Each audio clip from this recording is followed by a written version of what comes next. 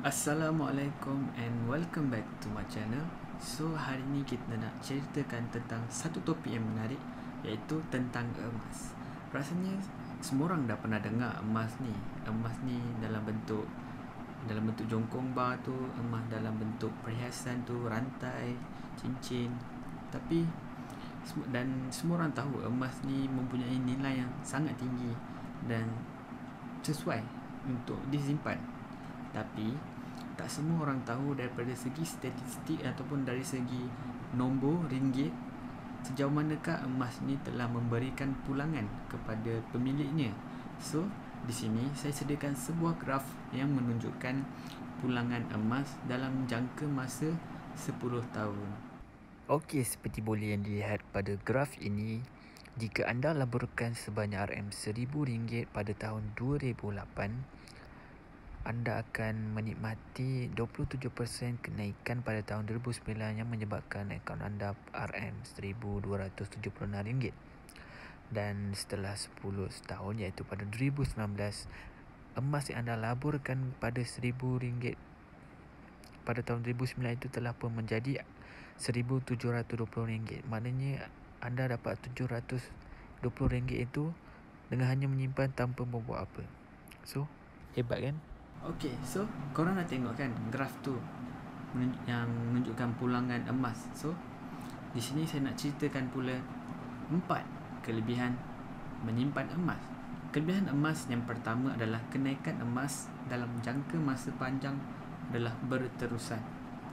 Yang bermaksud, okay, walaupun simpan emas ini tak ada dividen, tak ada siapa bayar dividen, dan harga emas juga akan berlakunya naik dan turun dalam masa jangka pendek, tapi dalam waktu jangka masa yang panjang, nilai emas akan sentiasa meningkat. Peningkatan ini akan boleh dilihat dengan lebih jelas jika anda lihat dalam jangka masa yang panjang. Kelebihan yang kedua adalah emas akan dapat mengatasi masalah inflasi. Pada siapa yang tidak tahu, inflasi ini adalah perkara yang telah menyebabkan nilai mata wang ringgit akan menurun setiap tahun. Sebagai contoh ialah harga nasi lemak pada ketika tahun 90-an adalah sekitar 50 sen ataupun RM1, tapi dalam range harga sen-sen. Tetapi pada tahun 2020, harga nasi lemak telah meningkat kepada 2 ke 4 ringgit. Benda yang sama tapi harga yang berbeza.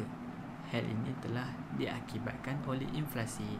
Tapi inflasi ini bukanlah perkara yang tidak baik. Ianya ada sebab kenapa Malaysia, negara kita, amalkan, dan ada sebab kenapa satu dunia mengamalkan inflasi ini. Kalau ramai yang berminat tentang inflasi ini, mungkin saya boleh ceritakan lebih mendalam dengan pada video yang lain. Kalau anda nak, boleh komen saya nak video tentang inflasi. InsyaAllah kalau ada masa, saya akan ceritakan lagi lah tentang inflasi itu macam mana. So, purata kad inflasi di Malaysia adalah sekitar 2%. US pun target inflation rate, yearly inflation rate diorang adalah sekitar 2%. So, kelebihan yang ketiga adalah emas ini boleh dibeli dan dijual pada bila-bila masa. Jika korang beli emas dalam bentuk fizikal, korang boleh beli di kedai, dan kalau korang nak guna duit, korang boleh juga jual kat kedai itu ataupun mana kedai yang menerima. Tapi kalau korang sayang dengan emas tu tapi korang nak guna duit, so korang boleh menggunakan perkhidmatan pajak kedai yang disediakan oleh Ar-Rahnu.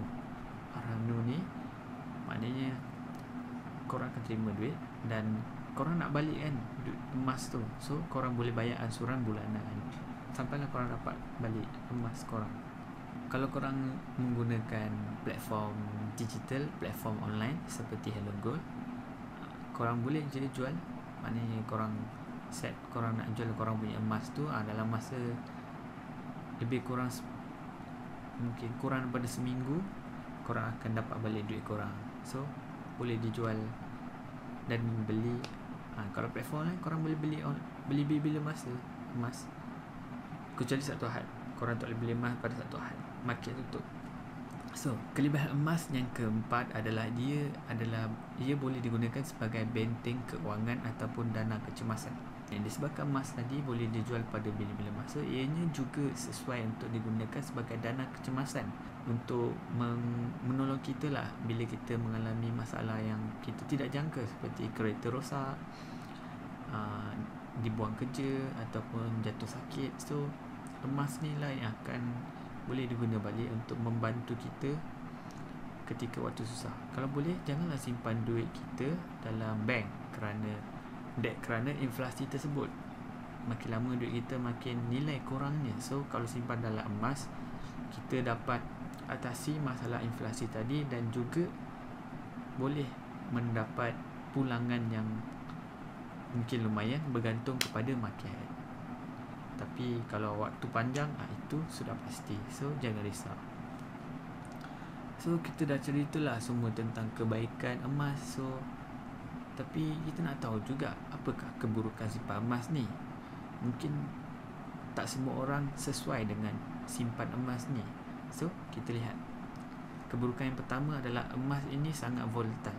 Maksudnya harga emas ini naik dan turun setiap hari kecuali satu ahad. So, kalau anda mempunyai simpanan dalam bentuk emas yang banyak, anda akan lihat anda punya nilai itu bergerak dengan banyak. Mungkin 1,000, 2,000. Mungkin hari ni anda ada 100,000 emas, mungkin esoknya anda tinggal 90,000. Sebab kan harga emas ni naik dan turun agak hebat.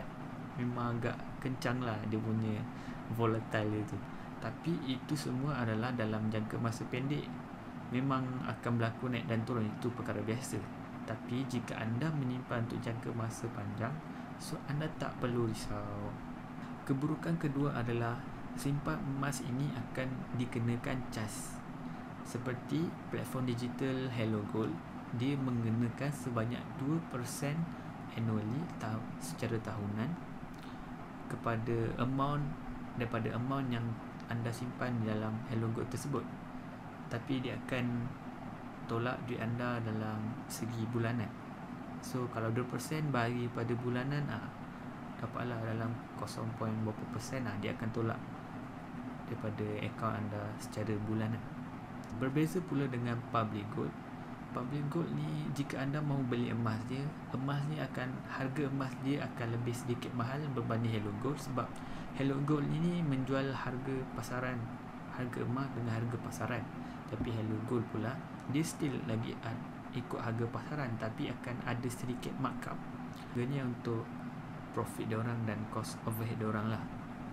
So, berlakunya perbezaan di situ. So, anda perlu nilai lah mana yang lebih sesuai untuk anda.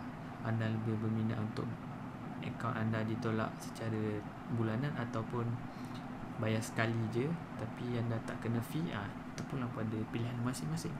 Keburukan ketiga adalah emas ini mempunyai cas premium jika anda nak mendapatkan gold dalam bentuk fizikal, dalam bentuk yang anda boleh pegang dengan tangan anda sendiri. Jika anda beli emas pada awalnya menggunakan platform online, sebagai contoh di public gold akan mengenakan cas premium mengikut berat gold yang anda mahukan. Sebagai contoh, ini saya sediakan gambar yang menunjukkan berat dan harga cas premium. So, jika dalam akaun gold anda tadi, akaun gap anda tadi, anda mempunyai 1 gram gold dan anda mahu mendapatkan dalam bentuk fizikal, so anda perlu menambah lagi RM10 sebagai cas premium untuk anda dapatkanlah bentuk fizikal.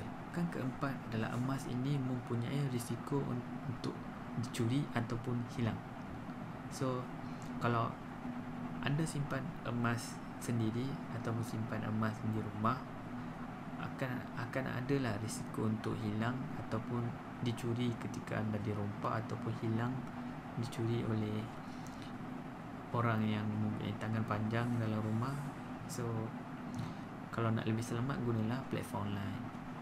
So, tapi kalau anda yakin dengan anda punya capability untuk menjaga emas tu dengan sebaik mungkin, teruskan. Itu semua terletak pada pilihan masing-masing. Pada mereka yang berminat untuk mula menyimpan emas, saya sarankan anda untuk menghubungi Syukri Yahya ini, sama ada ataupun menggunakan Instagram ataupun nombor telefon WhatsApp-nya. Beliau ini merupakan seorang dealer public good yang berdaftar. Beliau juga sangat mahir tentang dunia emas ini. Di bawah beliau terdapat ramai orang yang telah join dalam menyimpan emas.